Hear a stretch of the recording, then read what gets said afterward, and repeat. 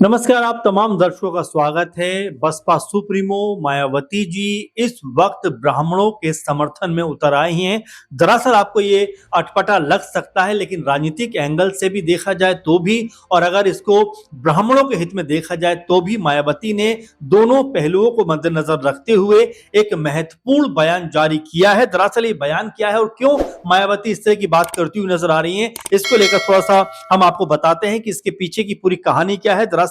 Web series इस समय खूब चर्चाओं में रहती हैं, लगातार कह सकते हैं कि कंटेंट इस पे बन रहा है, लगातार तमाम प्लेटफॉर्म पे वेब सीरीज रिलीज होती है। लेकिन अब एक ऐसी वेब सीरीज सामने आ रही है जिसको लेकर एक अलग तरह का माहौल बनता हुआ दिखाई पड़ता है और राजनीतिक तौर पर कहीं ना कहीं ये अब रूप लेता हुआ भी दिखाई देता है। इस वेब सीरीज का नाम है घूसखोर पंडित, और इसको लेकर ही पूरे का पूरा बवाल और कह सकते हैं विवाद बढ़ता हुआ दिखाई दे रहा है। अब इस मामले के ऊपर बसपा सुप्रीमो मायावती जी ने भी अपनी तरफ से प्रतिक्रिया दी है। उन्होंने जो बात कही है उसको लेकर हर कोई हैरान भी है, क्योंकि मायावती को दलितों की लीडर के तौर पर देखा जाता है, लेकिन मायावती चूंकि 2027 का चुनाव भी देख रही है, अपनी पार्टी को दोबारा रीस्टैब्लिश भी करना चाहती है। ऐसे में उन्होंने ब्राह्मण समुदाय के पक्ष में एक अहम बयान दिया है। उन्होंने कहा है कि ये फिल्म जो वेब सीरीज आ रही है ये ब्राह्मण समुदाय का अपमान है, इसके जरिए ब्राह्मण समुदाय का अपमान करने की साजिश की जा रही है। वो कहती हैं कि साजिशन इस फिल्म के जरिए ब्राह्मण समुदाय के लोगों को जो है घुसपैठिया करार दिया जा रहा है, यानी कि उनको एक तरीके से अपमानित करने का प्रयास किया जा रहा है। और मायावती ने ये बात कहते हुए केंद्र सरकार यानी मोदी सरकार से भी आग्रह किया है कि इस तरह की फिल्म जो जातिवाद को बढ़ावा देती है, जो एक तरीके से किसी कम्युनिटी के खिलाफ एक माहौल तैयार करती है, उसको उसके ऊपर तुरंत प्रतिबंध लगना चाहिए। और उन्होंने पुरजोर तरीके से कहा है कि इस तरह की फिल्मों को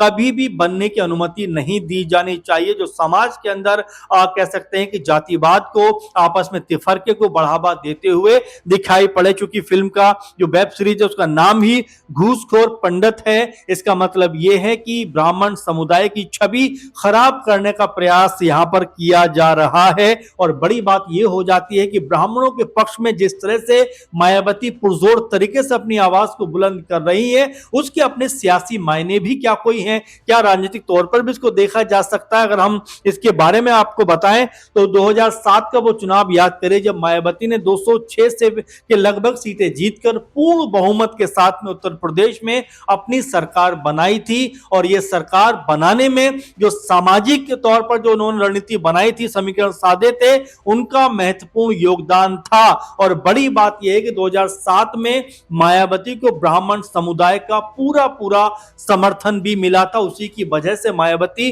पूर्ण रूप से यानी पूर्ण बहुमत वाली जो सरकार थी वो बनाने में कामयाब रही थी। अब एक बार फिर अगर देखा जाए मायावती के राजनीतिक ढलान की अगर हम बात करें, 2012 में वो यूपी की सत्ता से बाहर जाती हैं और अब लगभग 2026 में हम लोग बात कर रहे हैं, तकरीबन आप देखेंगे 8 और 6 14-15 ईयर से वो यानी 15 सालों के लगभग वो उत्तर प्रदेश की सत्ता से अलग हैं। उत्तर प्रदेश में अपने पैर जमाने का प्रयास तो दोबारा कर रही हैं, लेकिन वो कामयाबी उनको नहीं मिल पा रही। ऐसे में तमाम चीजों के ऊपर अब वो प्रतिक्रिया देती हुई दिखाई पड़ती हैं, तमाम मुद्दों के ऊपर खुलकर बात रखती हुई नजर आती है। और ऐसे में जब इस वेब सीरीज का नाम निकलकर सामने आता है और इस नाम को लेकर वो आपत्ति दर्ज कराती हैं कि घूसखोर पंडित यानी एक ब्राह्मण समुदाय को टारगेट करने का यहां पर प्रयास किया जा रहा है, ब्राह्मण समुदाय को एक तरीके से अपमानित करने का प्रयास किया जा रहा है। क्योंकि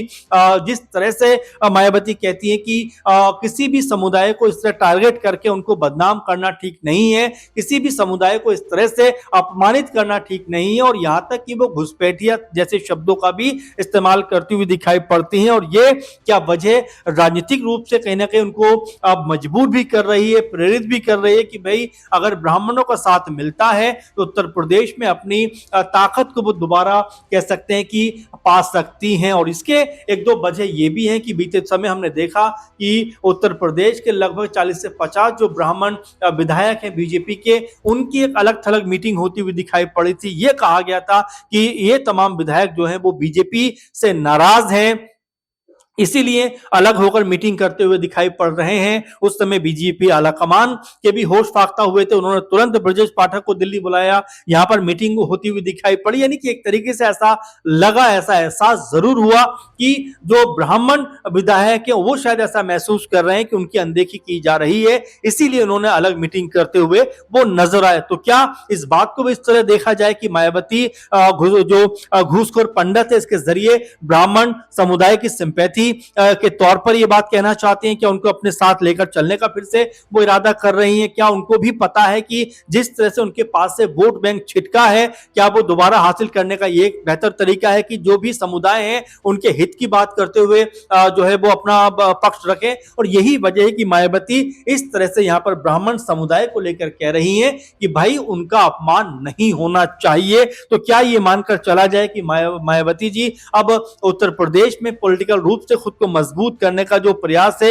यहां पर वो करती हुई दिखाई पड़ती हैं? क्या यहां पर एकला चलो की जो नीति उन्होंने अपनाई थी, क्या उसके जरिए अब तमाम समुदायों को साथ कर एक बार फिर से सत्ता में वो आना चाहते हैं? 2027 की अगर हम बात करें, बहुत समय नहीं रह गया है, लगभग साल भर का वक्त रह गया जब चुनाव उत्तर प्रदेश में होते हुए दिखाई पड़ेंगे। तो ऐसे में अभी से रणनीति बनने का जो सिलसिला है वो शुरू होता हुआ दिखाई दे रहा है और तमाम समुदायों को साधने का प्रयास भी यहां पर जो पॉलिटिकल लोग हैं वो करते हुए दिखाई पड़ते हैं। और मायावती ने जिस तरह से खुलेआम तौर पर यह बात कही है कि भाई पंडितों का, ब्राह्मणों का इस तरह से अपमान नहीं होना चाहिए, और एक तरीके से यह भी देखा जाता है कि बीजेपी की बी टीम के तौर पर भी कई बार मायावती जी को या उनकी पार्टी को कहा जाता है कि क्या वो बीजेपी की बी टीम है, तो हो सकता है कि उससे भी वो बाहर आना चाहते हो, क्योंकि पॉलिटिकल लिहाज से उत्तर प्रदेश मायावती जी का और बीएसपी का सबसे मजबूत गढ़ रहा है, मजबूत किला रहा है। लेकिन 2012 के बाद से लगातार ये दरकता हुआ दिखाई पड़ा है।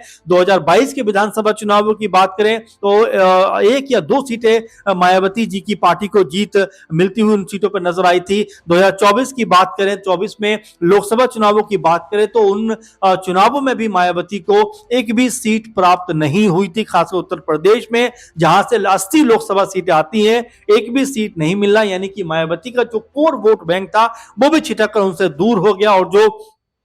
कह सकते हैं वोट बैंक की बात करें तो उनको जो वोट प्रतिशत मिला 2024 के चुनाव में वो भी 8-9% के आसपास ही मिलता हुआ दिखाई पड़ा। तो ऐसे में मायावती को भी पता है कि अगर सामाजिक तौर पर अगर लोगों को साधने का उन्होंने अभी से प्रयास नहीं किया तो 27 आते आते उनकी पार्टी एक बार फिर से कमजोर साबित यहां पर होती हुई दिखाई पड़ेगी। कई नामों का जिक्र लगातार हो रहा था इस बीच भी, चाहे नसीमुद्दीन सिद्दीकी हो, चाहे आजम खान हो या धर्मवीर सिंह हो, ऐसे तमाम जो लोग हैं उनको लेकर यह कहा जा रहा था कि इनकी वापसी बीएसपी में होती हुई दिखाई पड़ सकती है। स्वामी प्रसाद मौर्य को लेकर भी कहा जा रहा था कि उनकी भी यहां पर वापसी हो सकती है। तो कुल मिलाजुला कर देखा जाए तो मायावती ने जिस कह सकते हैं मौके पर चौका मारा है, क्योंकि वेब सीरीज को लेकर अभी बहुत सारा कह सकते हैं विरोध ब्राह्मण समुदाय की तरफ से देखने को मिल रहा है, लेकिन राजनीतिक तौर पर किसी ने भी पुरजोर तरीके से यह आवाज बुलंद नहीं की है। और यहां पर मायावती ने जिस तरह से खुलकर ब्राह्मण समुदाय का सपोर्ट किया है, खुलकर अपनी आवाज को बुलंद किया है और केंद्र की मोदी सरकार से कहा है कि भाई इस तरह के कंटेंट पर जितना जल्दी हो उतना जल्दी प्रतिबंध लगाना चाहिए, क्योंकि ये जो कह सकते हैं फिल्में हैं ये किसी समुदाय विशेष के या किसी भी एक समुदाय की जो भावनाएं हैं उसको आहत करने का प्रयास करती हैं, इसीलिए समाज में इस तरह की फिल्में नहीं आनी चाहिए। अब ऐसे में मायावती ने जिस पुरजोर तरीके से अपनी बात को रखा है उसका कितना असर होता हुआ दिखाई पड़ेगा ये तो आने वाले दिनों में देखने को मिलेगा। लेकिन जिस तरह की आवाज और जिस तरह की बात उन्होंने सामने रखी है उससे कहीं ना कहीं ऐसा लगता है कि ब्राह्मण समुदाय तक वो पहुंचने का प्रयास जो कर रही है हो सकता है कि इसके जरिए वो पहुंचती हुई दिखाई पड़े। फिलहाल अभी 27 चुनाव होने में समय है, उससे पहले तमाम रणनीतियां कह सकते हैं जो बननी चाहिए या बनती हुई नजर आएंगी, उसमें मायावती ने पहला कह सकते हैं बाजी जो है वो मार दी है। अब ऐसे में मायावती का सपोर्ट ब्राह्मण समुदाय की तरफ से कितना मिलता हुआ दिखाई पड़ेगा, क्या रणनीति बनती हुई नजर आएगी, इसके ऊपर नजरें उत्तर प्रदेश में लगी रहेंगी, क्योंकि मायावती अब एक्टिव होती हुई दिखाई दे रही हैं और हो सकता है कि जिस तरह से उन्होंने अपना जो कोर वोटर खोया है उसको वापस वो जो है अपने पास लाते हुए दिखाई पड़े, और साथ में जो अन्य समुदाय हैं, चाहे मुस्लिम समुदाय की बात करें, ब्राह्मण समुदाय की बात करें, उनकी तरफ भी जिस तरह उनकी निगाहें लगी हुई हैं, हो सकता है कि वो वोट बैंक भी मायावती की तरफ आता हुआ नजर आए। तो इसको लेकर आप क्या सोचते हैं कि क्या वाकई में मायावती ने जिस तरह से अपनी आवाज को बुलंद किया है वेब सीरीज घूसखोर पंडित को लेकर, क्या वाकई में ये पॉलिटिकल तौर पर उन्होंने एक मजबूत कदम रखा है? क्या वाकई उन्होंने उत्तर प्रदेश की राजनीति को साधने का एक मजबूत तरीका यहां पर खोजा है? इसको लेकर आप क्या सोचते हैं जरूर कमेंट करिए। फिलहाल इस प्रोग्राम में इतना ही, लेकिन आप लगातार हमारे साथ बने रहें। नमस्कार।